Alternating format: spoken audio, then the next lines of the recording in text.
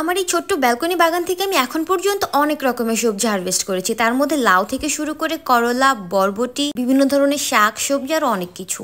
কিন্তু সব থেকে বেশি আমি যে জিনিসটা হারভেস্ট করেছি সেটা হচ্ছে টমেটো। এবছর আমি এত পরিমাণে টমেটো হারভেস্ট করেছি আমার ছোট্ট ব্যালকনি বাগান থেকে যে আমার বাজার থেকে টমেটো এত বেশি কেনাই লাগেনি। আজকে আমি তোমাদের সাথে শেয়ার করব কিভাবে আমি এত সুন্দর টমেটো গাছ আমার ব্যালকনিতে রোপণ করলাম আর কিভাবে এত সুন্দর সুন্দর ফল পেলাম। তো চলো ভিডিওটা শুরু করে। হ্যালো এভরিওয়ান, আসসালামু আলাইকুম। দেখতেই পাচ্ছ আমার এখানে এই যে সুন্দর সুন্দর টমেটো বীজ, এই বীজগুলো আমি 12 ঘন্টা পানিতে ভিজিয়ে রেখে দিয়েছিলাম। 12 ঘন্টা পর আমি এই মাটির মধ্যে আমি বীজগুলো লাগিয়ে দিয়েছিলাম। এবার একটা কথা বলে নেই, সেটা হচ্ছে আমি যেহেতু অনেকদিন অপেক্ষা করেছি ভিডিওটা বানানোর জন্য, তাই অনেকদিন আমার ওয়েট করতে হয়েছে ভিডিওগুলো নিয়ে, তাই মাঝখান থেকে আমার বেশ কিছু ভিডিও ফুটেজ ডিলিট হয়ে গেছে অলরেডি। বীজগুলো মাটিতে লাগানোর পর যখন বীজ থেকে ছোট ছোট চারা বের হলো, সেই চারাগুলো আমি বড় টবের মধ্যে শিফট করে দিয়েছিলাম। তো আমি বেশ কিছু টবের মধ্যে টমেটো গাছ লাগিয়ে দিলাম। তারপর যখন দেখলাম যে টমেটো গাছগুলো বড় হয়ে গেছে এবং এই যে ফুল আসা শুরু হয়ে গেছে, দেখেন কত সুন্দর ফুল আসতেছে, ঠিক তখন আমি ফুলের মায়া ত্যাগ করে আমার প্রত্যেকটা টমেটো গাছ একদম মাঝখান থেকে কেটে ফেললাম। এটা কাটার মূল কারণ হচ্ছে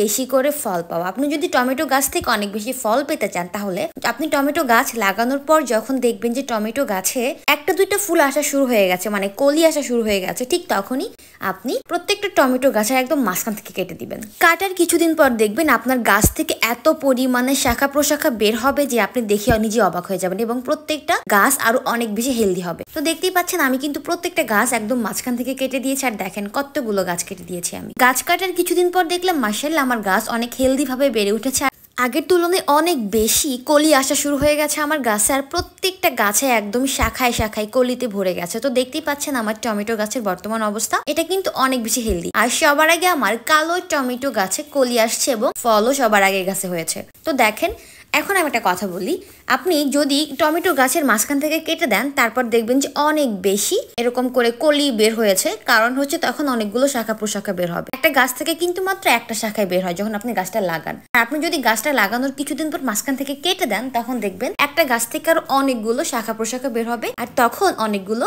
কলি আসবে, ফুল হবে, প্লাস অনেক অনেক ফল হবে। তো সেম কাজটা আমার সাথে হয়েছে। দেখতেই পাচ্ছেন আমার টমেটো গাছ, অল্প কিছু গাছ থেকে আমার এখন একটা টমেটোর ছোটখাটো বাগান হয়ে গেছে, আর প্রত্যেকটা গাছে অনেক পরিমাণের কলি, ফুল, ফলে ভরা।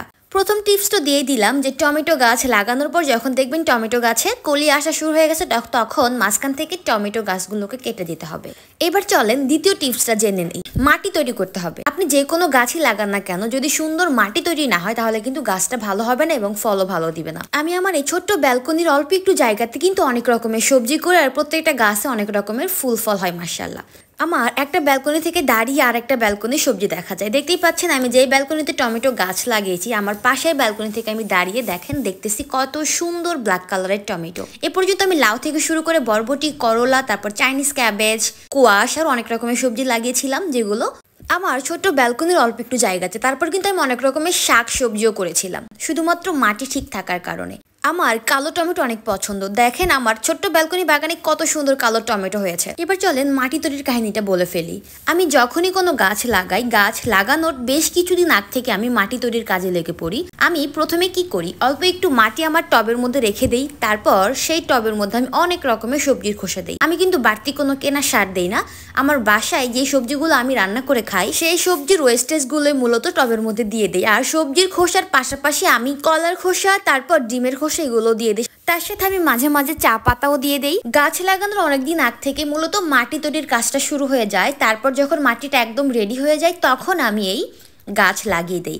আমি আরেকটা কাজ করি, আমি একটা ভুল করেছিলাম একবার, তারপর থেকে আমি এই কাজটাও করি। সেটা হচ্ছে, আমার যদি কোনো কারণে মনে হয় যে আমি সবজির খোসা দিয়ে মাটি তৈরি করার মতো এত লং টাইম আমার কাছে এখন হাতে নেই, আমি তাড়াতাড়ি গাছটা লাগাতে চাই, তখন আমি যে কাজটা করি, আমার যে টবের পুরোনো মাটিকে আমি সুন্দর করে আগলা করে নেই, তারপর এটাকে সবগুলো একসাথে মিক্সড করে ফেলি। তারপর আমি মাঝখানে একটা বোতল কেটে বসিয়ে দিই, আর বোতলের চারপাশে আমি গাছ লাগিয়ে দিই, আর ঠিক বোতলের মাঝখানে আমি সবজির খোসা অল্প অল্প করে সবজির খোসা দিয়ে বোতলটাকে একদম ভরে ফেলি। তারপর সেই বোতলে আমি পানি দিয়ে দিই প্রত্যেকদিন। এতে করে হয় কি, সবজির খোসা বোতলের ভিতরে পচে একটা সার তৈরি হয়ে যায় এবং আমার গাছের গোড়া সেখান থেকে আস্তে আস্তে করে সারটাকে নিয়ে নেয়। এতে করে আমার গাছের গোড়াতে কিন্তু কোনো প্রবলেম হয় না, গাছের গোড়াটা পচে যায় না। এটা আমি কেন করেছিলাম, একবার আমি টবের মধ্যে অল্প একটু মাটি, তারপর অনেকগুলো সবজির খোসা দিয়ে মাঝখানে একটা গাছ লাগিয়ে দিয়েছিলাম। তারপর যেটা হলো, কিছুদিনের মধ্যে দেখলাম যে সবজির খোসার পাশাপাশি আমার গাছের গোড়াটাও পচে যাওয়া শুরু হয়ে গেছে। তো তখন থেকে আমি এটা ঠিক করলাম, যেভাবে গাছ লাগালে গাছের গোড়া নষ্ট হয়ে যাবে, তাই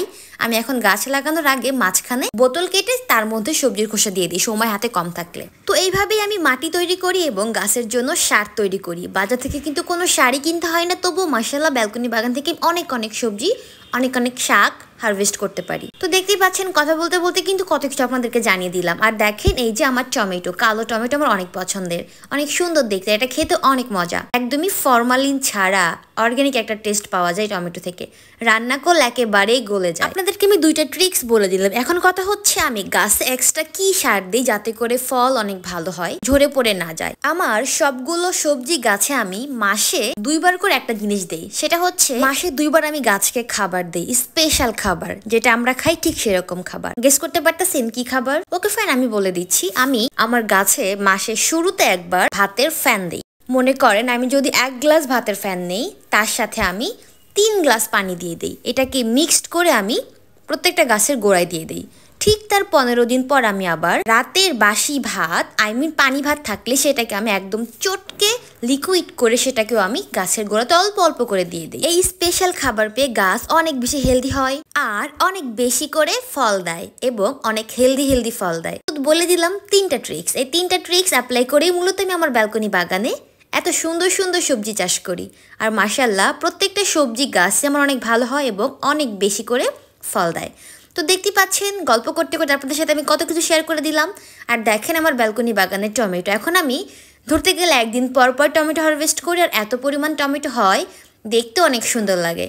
খাওয়া যেমন তেমন, গাছ থেকে ফল হারভেস্ট করার মজাটাই আলাদা। নিজের হাতে লাগানো গাছ থেকে যখন ফুল ফল হয় তখন সেটা দেখলেও কিন্তু অনেক শান্তি লাগে, অনেক ভালো লাগে। আমার ব্যাপারটাও সেরকম। আমার লাগানো গাছে কোনো ফুল ফল হলে আমি অনেক বেশি খুশি হয়ে যাই, তাই আমি আরো অনেক বেশি করে যত্ন নেই, বারবার যে দেখি কি অবস্থা ঠিক আছে কিনা। তো দেখেন আমার ব্যালকনি বাগানের টমেটো দেখেন কত বেশি কিউট লাগে দেখতে, আর প্রত্যেকটা গাছে কিন্তু অনেক টমেটো হয়েছে। আর আমার এক একটা গাছের টমেটোর জন্য গাছের ডাল দেখেন ভেঙে পড়ে যায়। আর কি দেখতেই পাচ্ছেন আপনাদের সাথে আমি খুব তাড়াতাড়ি শেয়ার করবো আরো একটি স্পেশাল জিনিস, সেটা আমি প্রথমবার লাগিয়েছি। মাশাআল্লাহ এটা তো মনে হয় ভালো একটা ফলন পাবো আমি, তো তখন আপনাদের সাথে শেয়ার করব সেই স্পেশাল গাছ। তো দেখতেই পাচ্ছেন আমার টমেটো গাছের বাগান, দেখেন চিপায় চাপায় ঝোপের ঝাড়ে কত কত টমেটো ধরে আছে, এগুলো কিন্তু পেকেও থাকে চিপার মধ্যে।